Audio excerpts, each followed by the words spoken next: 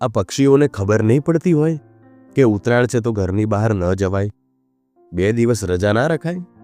મજા આવે એટલે નીકળી જ પડે છે. ચલો માની લઈએ એમને ખબર નથી પડતી, પણ આપણને તો ખબર પડે છે ને. સવાર સાંજ 2-2 કલાક થોડો આરામ કરીએ તોય શું વાંધો છે? અવારનવાર તો ધાબે અવાતું નથી. ઉત્તરાયણના 2 દિવસે આવીએ છીએ, અને એમાંય તમે સાંજે જુઓ તો જે પક્ષીઓનું ઝુંડ આથમતા સૂર્યમાં ઘરે જતું હોય, સાંજે ધાબા ઉપર બેઠા બેઠા તલની અને ગોળની ચીક્કી ડબ્બામાં પડેલી હોય, મસ્ત નાસ્તો કરતા કરતા અને શેરડીને છોલતા છોલતા વાતોચીતો કરતા હોવ, અને આવા સુંદર દ્રશ્યો આકાશમાં સર્જાયેલા હોય, કેવું સરસ લાગે.